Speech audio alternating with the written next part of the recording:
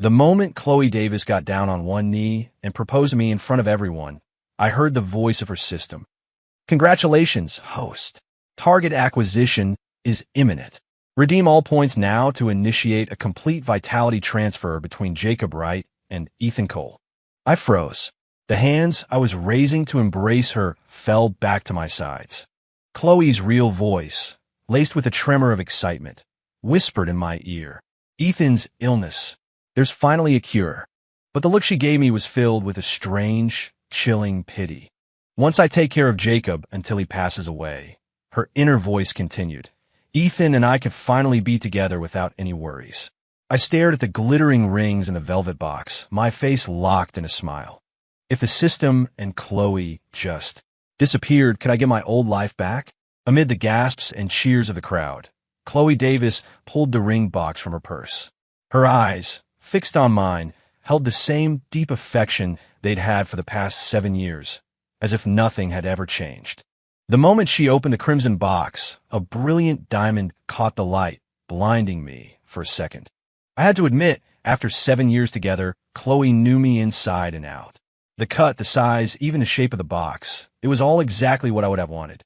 A genuine smile spread across my face, my chest swelling with a mix of sweetness and the feeling that years of struggle were finally paying off. But a split second later, a cold, mechanical voice echoed in my mind. Congratulations, host. Target acquisition is imminent.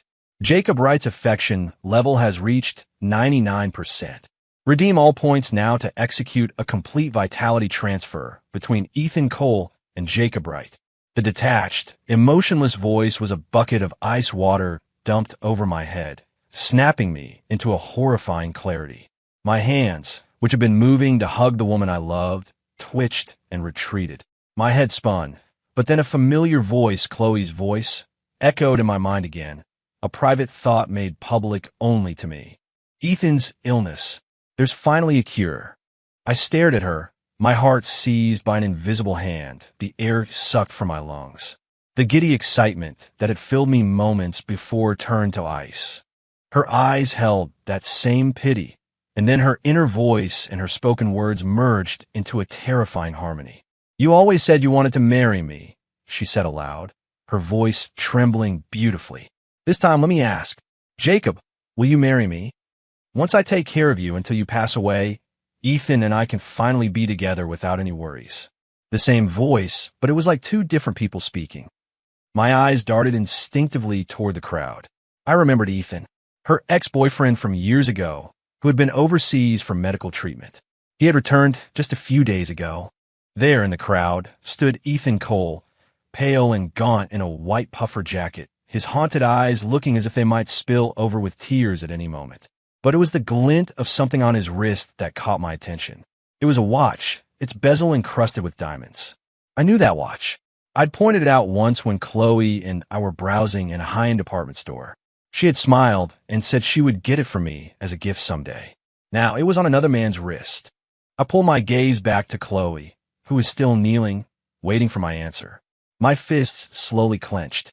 The diamond in the box suddenly looked cheap, worthless. I let out a soft, hollow laugh. Just as I was about to speak, a scream cut through the room. Someone collapsed. Before I could even process it, Chloe, who had been looking at me with pleading eyes, shot up and plunged into the crowd. She knelt beside the unconscious Ethan, her face a mask of pure panic, and then helped him into her car. In the chaos, the ring box was knocked from her hand, spilling onto the floor. I knelt, picked up my ring, and slid it onto my finger. A perfect fit. As I watched Chloe's car speed away, the system's voice droned in my head once more. Target acquisition incomplete. Affection level remains at 99%. Full transfer is not possible. Host must continue efforts. I walked out of the hall with the dispersing crowd. Outside, the first snow of the year had begun to fall. I held out my palm, catching a single snowflake, and remembered a promise we'd made. Every year, on the first snow, I'll have a new surprise for you. The snowflake melted into a drop of water in my hand. A tear I couldn't control slid down my cheek, hitting the cold pavement along with the snow. I pulled the ring off my finger and, without a second thought, tossed it into a nearby trash can before walking home alone under the swirling snow. My thoughts were a tangled mess. I checked my phone. Nothing from her. But a new message had just come in from my editor, Chris Miller. So, how'd it go, my best-selling author? You celebrating tonight? I'm a novelist. Maybe it was the magic of words, or maybe just a genuine passion, but I loved my job. I'd gone from writing as a side hustle to a full-time career, and I'd managed to publish a few popular books. Chris had been with me from the very beginning. He was one of the few people I trusted with things from my personal life. That included telling him that Chloe was planning to propose tonight. Honestly, Chloe wasn't great at hiding her surprises. I noticed all the little signs. When she'd asked me out for tonight, I had a pretty good idea of what was coming. I used to think I'd figure it out because I was observant, because I paid attention to the details. Now, I wondered if she was just lazy, or if the obvious clues were part of the trap. A way to make me feel clever, to make me fall even harder. And I did. I fell for it completely. I stared at the chat window, Chloe's mental whisper echoing in my ears. Ethan's illness. There's finally a cure. This proposal was never about me. It was a party for one, and I was the only guest. In that moment, Chloe probably wasn't thinking about me at all, or 7 years together. Her words were a dull knife, slowly, methodically carving away all my joy, all my hopes for the future. No, something happened. It took a while for Chris to reply. You okay? Did you and your girlfriend get into a fight? A bitter smile twisted my lips. Maybe it was the relief of having someone to talk to, but I just typed it all out. Chris, do you believe in things like game systems in real life? My man, did you get hit on the head? Or have you been writing too much fantasy? What kind of out-of-left-field question is that? I didn't reply. I tossed my phone aside and collapsed onto my bed. The soft mattress enveloped me, a wave of exhaustion pulling me under. It's not possible, I told myself. There's no such thing as a system. No one would meticulously plan for 7 years, or maybe even longer, just to swap someone's health. And how could I hear it? Jacob, I repeated a desperate mantra in my head. You're just exhausted. Get some sleep. It'll all be better when you wake up. I met Chloe my freshman year of college. I just arrived at Northwestern, buzzing with the excitement of getting into my dream school. And there she was. Our meeting was a total cliché. She was a volunteer for freshman orientation and was also the upperclassman chosen to give a speech at the welcome assembly. At first, I didn't think much of it. She helped me with my luggage and added me on WhatsApp, but we didn't exchange a single message for the first month of school. The crush of coursework made me forget she even existed. The next time I saw her was at a club mixer. She wasn't in my club, but she was the roommate and best friend of our club president. That night, I saw a different side of her. Maybe it was the drinks, but she opened up. She was bright, optimistic, loved life, loved to travel, loved animals. She was a perfect match for the woman I had always dreamed of. After that night, we started talking more and more. I discovered we had an incredible number of shared interests. It was no surprise when we started dating. In the years after graduation, I went through a rough patch. I couldn't count the number of times I broke down, frustrated by my failure to find a stable job. The weight of real life was crushing me. But every time I came home, dragging my exhausted body through the door, she would be there, putting on her best face for me. Chloe would comfort me, understand my stress, and listen patiently to all my complaints. I grew to depend on her more and more. Then, one of my novels suddenly took off online. I started thinking about quitting my day job to write full-time. She was the one who encouraged me. If it's something you love, she'd said, you have to go for it. Otherwise, you'll never get the chance again. I love Chloe. I loved every single side of her she ever showed me. But now, I was discovering that everything she'd ever shown me might have been a carefully constructed performance. She wasn't my soulmate. She was just a very, very good liar. And I had been her fool. When I woke up, the sky was pitch black. I checked my phone. Dozens of missed calls and countless messages from Chloe. It was already 3 in the morning. I deleted the system notification and got up to find something to eat. Just then, the smart lock on the front door clicked open. We stood there, staring at each other. The memories of the evening came rushing back. Chloe took in my disheveled hair and the lifeless look in my eyes. The exhaustion on her face was quickly masked by concern. Jake, you didn't sleep well? She took my hand, her voice dripping with apology. Jake, I'm so sorry. Ethan just got back to the States, He doesn't have any friends here. He's not well, and I never imagined he would just collapse like that. Next time, she pleaded, I promise I'll make it up to you with an even better proposal, okay? I silently pulled my hand away, my face a blank mask. Seeing my silence, Chloe seemed ready to apologize again, but her phone rang. She hesitated for a moment before answering. A weak, male voice came from the other end. Chloe, where did you go? I'm here at the hospital all alone. I think I'm having another episode. Chloe's brow furrowed, her voice tight with an anxiety she didn't try to hide. Ethan, I'll be there in a minute. Just try to calm down. If you really feel sick, call a nurse. Can you stay on the phone? Chloe, I just want to hear your voice. She glanced at me, then said, okay. She quickly grabbed her coat from the sofa and pulled a few changes of clothes from the closet. Walking over to me, she covered the mouthpiece of her phone. Jake, Ethan's not stable right now. He doesn't know anyone here. I'm going to stay with him for a few days.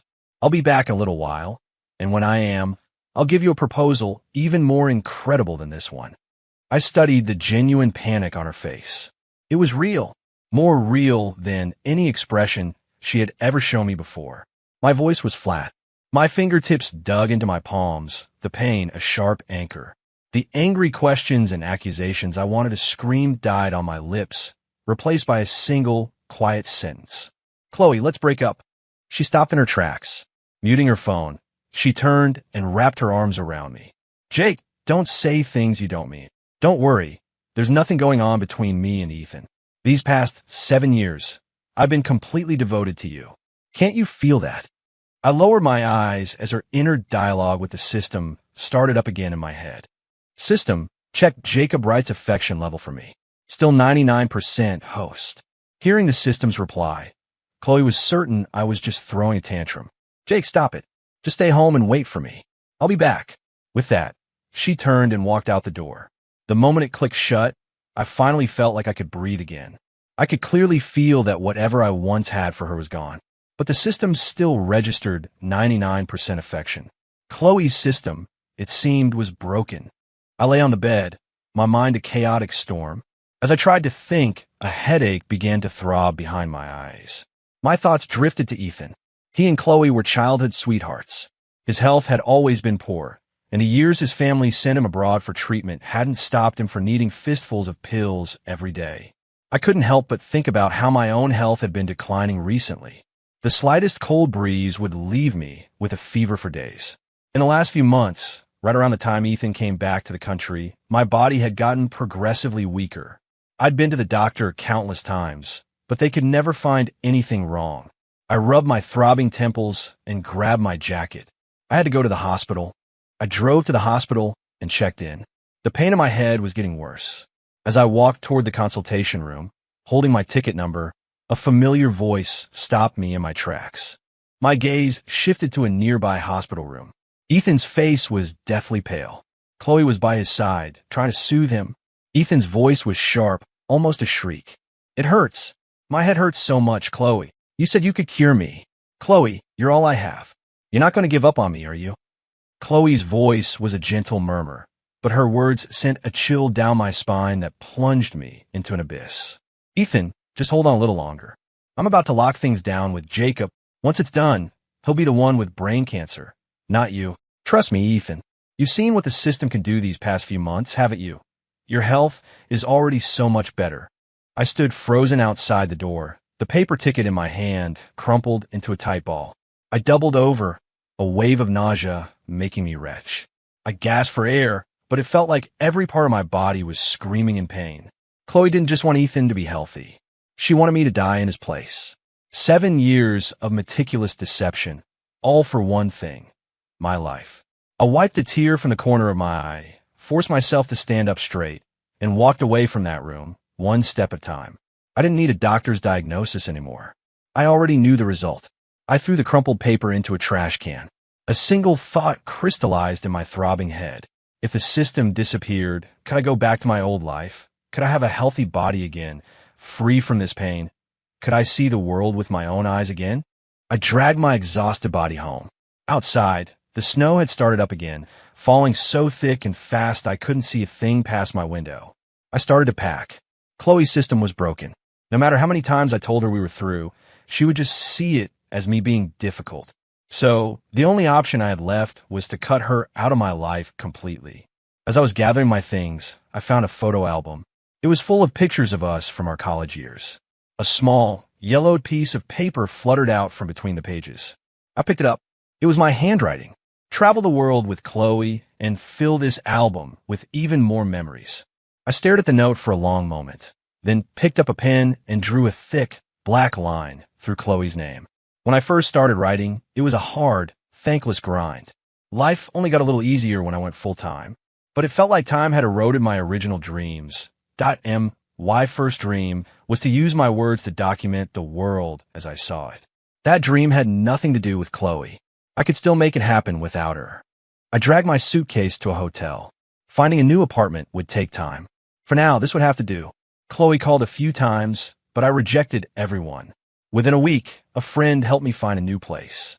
He didn't ask many questions. He'd heard about what happened at the restaurant, how Chloe had left me for Ethan. I tried to get back to my old routine, with one addition, regular checkups at the hospital. I knew what the outcome would eventually be, but seeing the all clear on the lab reports for now was a small, temporary relief. Even if I had to find a way to escape Chloe and her system, I wasn't going to give up on saving myself. I was standing in the hospital corridor, looking over my latest test results, when the unnerving feeling of being watched made the hair on my neck stand up. I sighed and started to walk away faster. "Jake!" Chloe grabbed my arm. I turned and looked at her, my face impassive. We hadn't seen each other in over a week. She looked haggard, her hair unkempt and dark circles under her eyes. Clear signs she hadn't been sleeping well. The familiar system prompt sounded in my head as she mentally checked my affection level. I raised an eyebrow, unsurprised to hear the system report back the same faulty number, 99%. Chloe visibly relaxed. She stepped forward and hugged me, her strong perfume filling my senses. "Jake, why haven't you been answering my calls? And why did you move out?" I silently pushed her away, my gaze shifting to the person standing behind her. Ethan Cole looked like a ghost, his body so thin he seemed translucent. When he saw me, he swayed on his feet. Even though this was the first time we were formally meeting, I could see the undisguised hostility in his eyes. Chloe followed my gaze and immediately rushed to Ethan's side to steady him. "Why are you out of bed? Didn't I tell you to rest?" Ethan shot me a triumphant look and took Chloe's hand. "It's fine. I just wanted some fresh air. I just didn't expect to see Jake here." I watched them, my expression unchanged.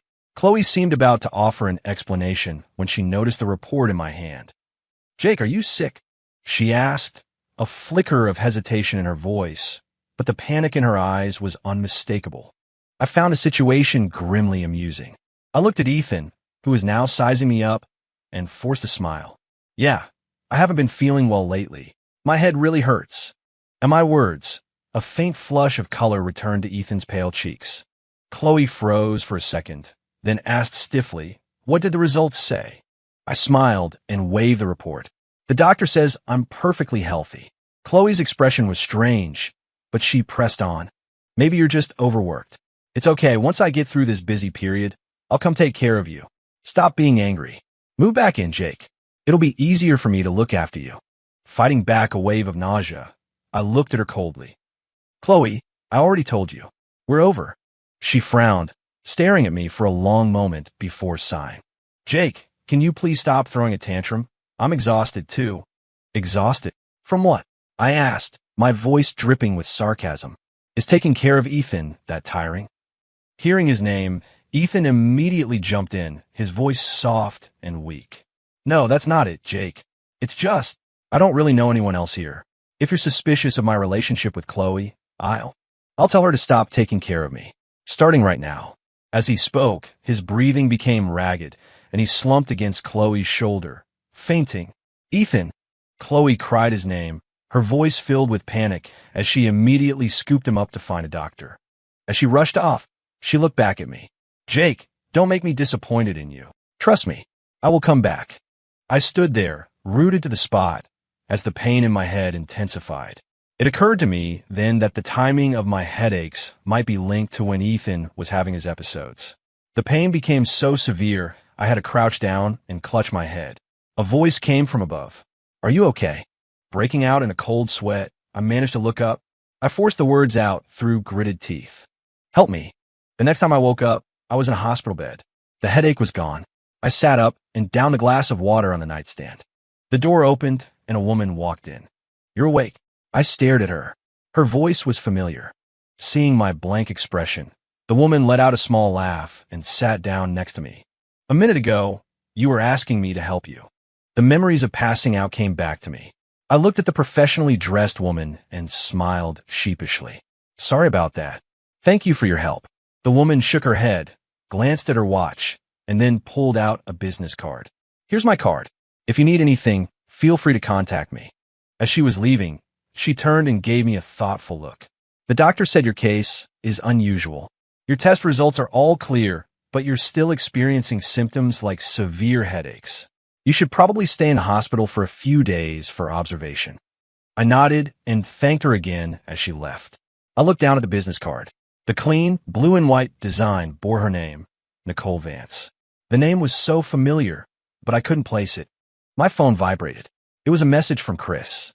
Feeling any better lately? I knew what he was really asking. He wanted an update on my new book. I've still got some stuff to deal with over here. The new book might have to wait until next month. He replied with an okay emoji, and that was it.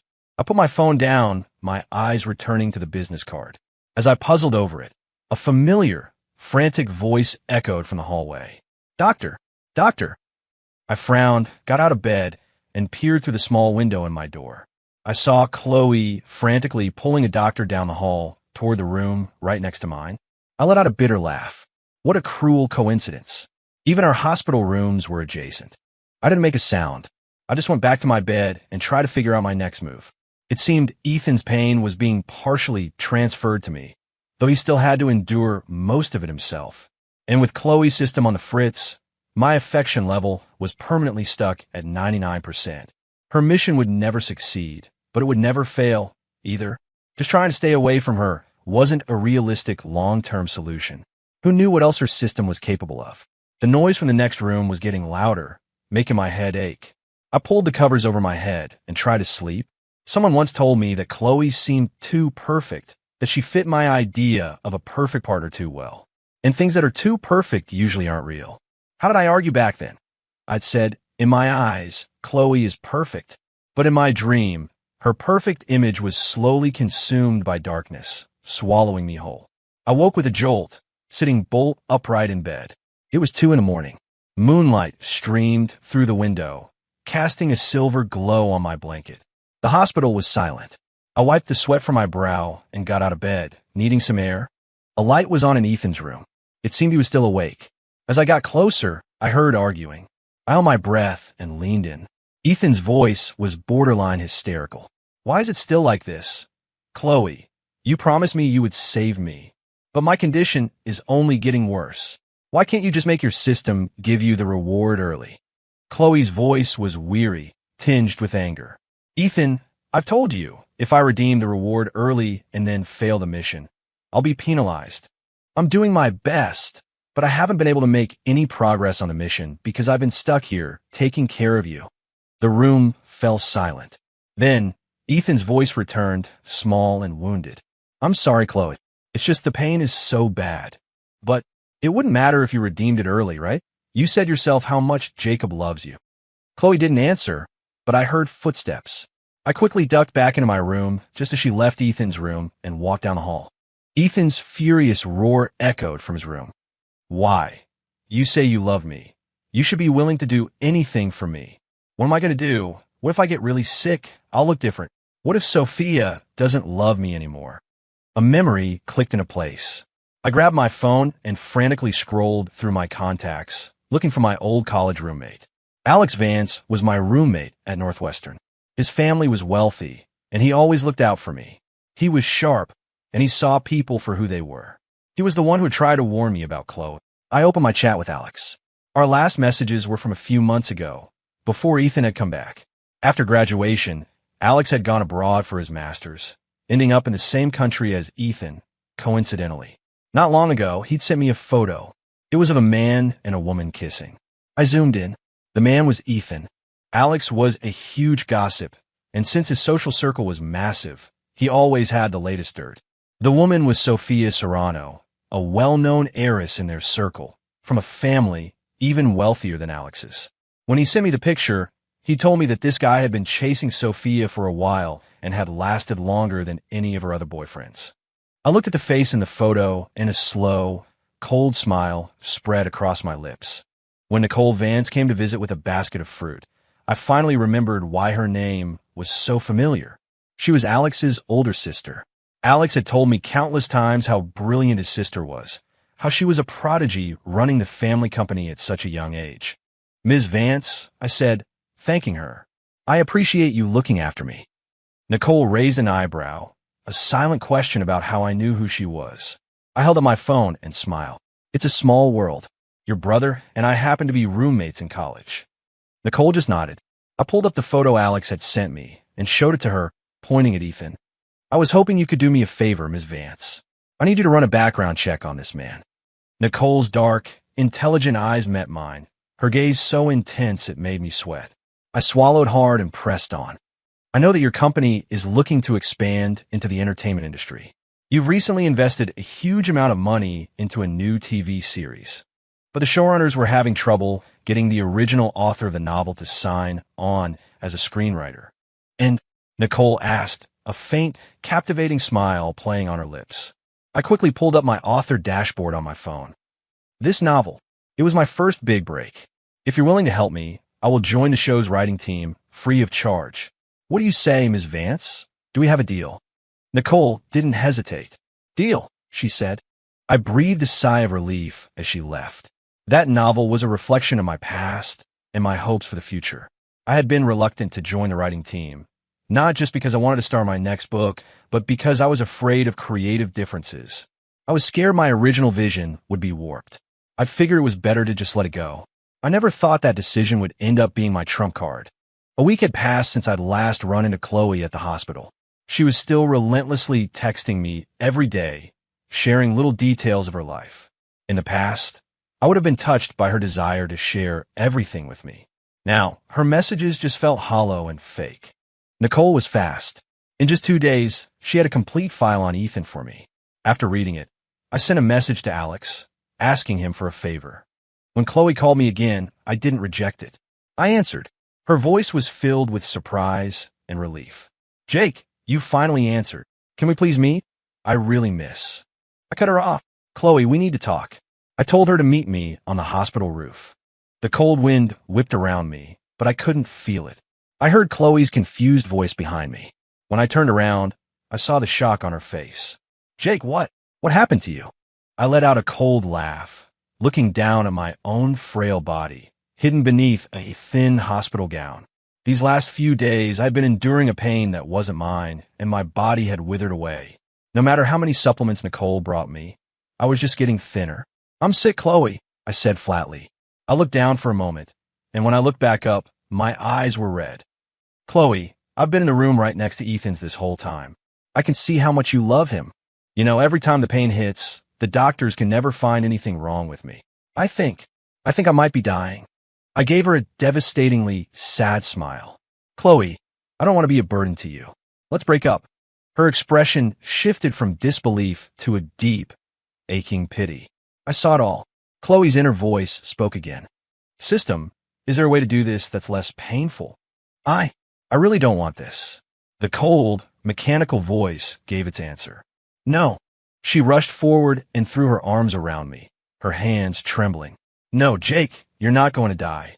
It's my fault. I'm so sorry. I'm so sorry." Snow began to fall from the gray sky. I reached out and caught a single flake in my palm. I leaned in and whispered in her ear, "Chloe, do you remember? You said you'd have a surprise for me every time it snowed for the first time. So what's this year's surprise? Because I haven't gotten it yet." After that day, Chloe started spending her days in my room, taking care of me. She would only go to Ethan's room at night. More than once, I heard Ethan's hysterical screaming from next door. "Chloe, why weren't you with me this morning when my head was killing me?" When she came into my room, looking utterly exhausted, I would just quietly offer her some cut fruit, listen to her frustrations, and ask if she was tired. Even she noticed the change. "Jake," she said one day, You've really changed since you got sick. You're so much calmer. I didn't say anything. I just watched her. The truth was, the type Chloe had always really liked was someone like Ethan, gentle and completely dependent on her. Too bad for her. I wasn't any of those things. The next time Chloe promised that we would plan a huge wedding as soon as I got better, Ethan burst into the room. He pointed a shaking finger at her, his pale face and the dark bruises under his eyes making him look terrifying. Chloe, so this is why you haven't been with me. It hurts so much. You know that, right? You promised you would save me. Chloe's face darkened, her voice laced with impatience. Ethan, I told you, I will figure something out for your illness. Now, go back to your room. If your head hurts, find a doctor. There's nothing I can do. I offered Ethan a small, knowing smile, which was all it took to push him over the edge. He lunged at me, yanked me up from the bed, and punched me hard in the stomach. I grunted in pain, and Chloe immediately jumped between us, pulling Ethan away.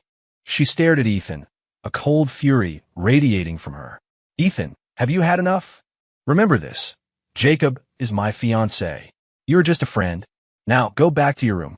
Chloe dragged Ethan out of my room and slammed the door shut. She leaned against it, letting out a long breath, and gave me an apologetic smile. And then I heard her inner voice. System, is it possible to cancel an exchange?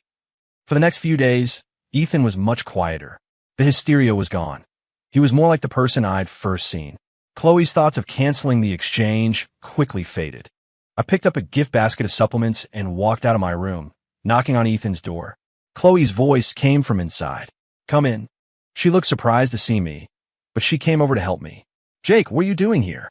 I held up the basket and smiled. I heard Ethan's headaches were bad again last night. I thought I'd bring him something.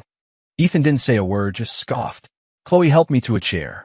The moment I sat down, Ethan started complaining about his head again. So she wanted to get a doctor. Ethan picked up one of the supplement bottles and looked at it with disgust. You know, Jake, Chloe is crazy about me. I didn't speak, just smiled at him. My expression seemed to needle him. He grabbed my collar, his thin frame surprisingly strong. You should be dead, Jake. You should have been dead a long time ago. I laughed softly. Why? Because I'm supposed to be your stand-in, your sacrificial lamb? Ethan let go of me, a flash of panic on his face. What? What do you know? I smoothed out my wrinkled collar. Did you know? Chloe was thinking about canceling the mission. Ethan's eyes widened in disbelief. I stood up to leave. Behind me, Ethan started shouting. What do you mean by that? Jake, finish what you're saying. I ignored him and kept walking. I heard his footsteps approaching quickly. Just as he reached me, I sidestepped. Ethan stumbled and fell to the floor. His face grew even paler as he clutched his head. It hurts. Outside, I could hear Chloe and a doctor getting closer. I threw open the door and ran out, intentionally bumping into Chloe. I looked up at her, my eyes wide with fake terror. Ethan, he's having another attack. His head started hurting and he just fell. Chloe rushed past me into the room with the doctor. Seeing Ethan unconscious on the floor, the doctor quickly helped Chloe lift him back onto the bed. Just as the doctor was leaving, another man stormed into the room. He looked at the unconscious Ethan and sneered. So this is where you've been hiding. You've made us look all over for you. Chloe frowned at the menacing man and stood protectively in front of Ethan's bed. What do you want? This is a hospital room. Get out. The man squinted at Chloe. Are you his new girlfriend? You look like you've got money. How about this? You pay off his debts, and I'll leave you alone. Chloe was stunned. What debts? The man laughed. What? He didn't tell you. He owes us 300 grand. With interest, it's closer to 500,000 now. So, are you going to pay for him, or do I have to wake him up and ask him myself? I watched Chloe's frozen expression, finding the whole thing rather funny. I patted the man's shoulder. He turned to me. Look, man, we're a little short right now. Can you give us a few days? How about we give you what we have on us for now? The man nodded, accepting the offer. I nudged the still-dazed Chloe, motioning for her to hand over her money. Let's just get rid of him for now, I whispered. We can ask Ethan about it when he wakes up. Under the man's watchful eye, Chloe handed over all the cash she had. I walked the man out of the room, then went back to mine and calmly started eating some fruit. The day after Ethan woke up, I could hear him and Chloe arguing. I put on my headphones and turned up the music. I didn't need to hear it to know what they were fighting about. The noise from the hallway grew louder. I took off my headphones and walked to the window. A flashy Maybach was parked downstairs. I raised an eyebrow. Alex worked fast. I opened my door and joined the crowd of onlookers that had gathered outside Ethan's room. Ethan's already pale face was now completely drained of color. Standing opposite him was his ex-girlfriend, Sophia Serrano. Chloe, quickly understanding the situation, walked up to Sophia. "So you're the one who dumped Ethan, left him with a mountain of debt, and now you have the nerve to show up here dressed like that?" I clicked my tongue. Ethan really had a talent for spinning tales, making up a story about being abandoned by a rich girl just to keep Chloe on the hook. Just as Chloe raised her hand to slap Sophia, Ethan shot out of bed and grabbed her arm. "Chloe, stop." He pushed Chloe aside and looked at Sophia, his eyes red-rimmed, wanting to pull her into a hug. He wore the same look of deep affection he always had, but on his emaciated face, it just looked grotesque. The illness had ravaged him. He was nothing but skin and bones. "You missed me, didn't you, Sophia?" he asked, his voice filled with a desperate joy as he embraced her. "I knew it. I knew you wouldn't really break up with me. You were just angry with me." Sophia shoved him away, her eyes full of contempt. "What's this, Ethan? You rack up a massive gambling debt overseas, and now you're running around telling people it was my fault. You've got a lot of nerve, Ethan." Sophia's gaze turned colder. Ethan shook his head frantically. "No, I just wanted you to contact me again." "Ethan, let me make this official," Sophia said with a cold smile. "We are broken up, and I don't ever want to see you again. The files from my family's international branch office. You stole them and sold them, didn't you? You'll really do anything for money. Don't worry. I came back to the States to deal with this. The police will be paying you a visit in a few days." Ethan stared at Sophia in horror, then dropped to his knees. "No, Sophia, you loved me. I did so much for you." Sophia glanced at the stunned Chloe. "Who knows how many people you did so much for?" With that, she turned and strode out of the room. The room filled with Ethan's desperate cries. Suddenly, someone in the crowd gasped. "Blood! There's so much blood!" Ethan's illness had flared up, and he'd coughed up a large mouthful of blood. His path back to his old life was now permanently closed. I was sitting on my bed, casually eating the supplements Nicole had brought me, when Chloe walked in. She looked at my gaunt frame, and her eyes welled up with tears. "I'm sorry. I'm so sorry, Jake. It was my fault. I was a terrible judge of character. I failed you." She looked at me, her eyes holding the same deep affection as always.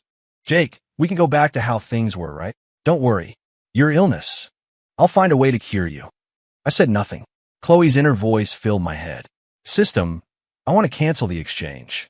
Canceling the exchange will require the host to expend all accumulated points. Furthermore, no reward will be issued upon mission completion. However, if the mission fails, the host will be subject to a penalty. This choice can only be made once." "Host, are you certain?" Her resolve wavered. I took the opportunity to give her a gentle, reassuring smile. Firm and full of love. "I'm certain," her mind replied. In an instant, a massive weight lifted from my shoulders. I could feel the life, the energy flowing back into my body. Chloe hugged me tightly. "Jake, how do you feel?" "Great," I replied softly. "Just one thing, Chloe. Your mission has failed." She pulled back, staring at me in disbelief. I kept smiling. "You know, Chloe, I've been able to hear your system ever since that day you ran off with Ethan. It's almost like fate itself didn't want me to die, don't you think?" Chloe's disbelief turned to sheer terror. At the same time, a series of warnings blared in my head. "Warning, warning, system error. Jacob Wright's affection level is dropping. 90%, 80%, 0. Mission failed. Initiating penalty protocol." A scream erupted from the room next door. It hurts so much, doctor. Aren't you going to check on him?" I asked, still eating my fruit. "He is, after all, the man you were willing to sacrifice me for." Chloe stumbled backward and ran out of the room. I finished my snack, got out of bed, and walked to the door of Ethan's room. Doctors and nurses were rushing in and out. Ethan's hair was falling out in shocking clumps. The sight made Chloe collapse to the floor. A doctor stood in front of her, speaking urgently. "The patient's condition is deteriorating rapidly. We may need to move him to the ICU. Are you his next of kin? Chloe just stared blankly at the now maniacal Ethan on the bed. He clearly saw her, too, and began to scream hysterically. Why? Chloe, didn't you say you would never give up on me? Why does everyone abandon me? Chloe, it hurts. I'm dying. I'm going to die. As he raved, his eyes landed on the fruit knife on the nightstand. His gaze shifted from Chloe to me, a sinister look on his face. Jacob, you were supposed to be my substitute. Why should you get to live so comfortably? And you, Chloe, you broke your promise. You said you would cure me. Go to hell. I'm taking you both with me. Ethan lunged at me with the knife, but just as the tip was about to reach me, it swerved, turning toward Chloe. At that exact moment, I heard the system's voice one last time, followed by Chloe's terrified scream. Penalty protocol engaged. Life termination sequence initiated. 5, 2, 1. Chloe crumpled to the floor in a pool of blood, her eyes wide with disbelief. The hallway erupted in screams. Doctors and other visitors rushed forward to restrain Ethan. As he was dragged away, he stared at me with pure venom. It should have been you, Jacob. It should have been you. Ethan was sent to a psychiatric facility. The next I heard of him, he had died from cancer. My life returned to normal. It was as if those 7 years had been nothing more than a long, terrible dream. I fulfilled my promise to Nicole and joined a writing team for the TV series. It was a surprisingly wonderful experience. The veteran screenwriters listened to my opinions and respected my vision. The show was a massive success. With the first paycheck from Nicole, I booked a trip around the world. As I traveled, I continued to work on my new book. And my new book gained a new, very devoted reader. Nicole. She pestered me for new chapters even more than my editor, Chris. We would often discuss plot developments. When I finished the first leg of my trip, I decided to return to the States for a while. Alex was back, too, and he and Nicole picked me up from the airport. I used my savings to buy an apartment I loved. It wasn't big, but it was comfortable. It was mine. Another year, another first snow. I walked quickly down the street, a bag of snacks and drinks in my hand, heading for my apartment. When I opened the door, Nicole and Alex were already there waiting for me. What took you so long? Alex said, pulling me inside. We've been waiting forever. Nicole's cooking tonight, so you're in for a treat. Her food is amazing. I raised an eyebrow. Well, now I'm really looking forward to it. This year on the first snow, I was celebrating with a life that was quiet, warm, and peacefully mine.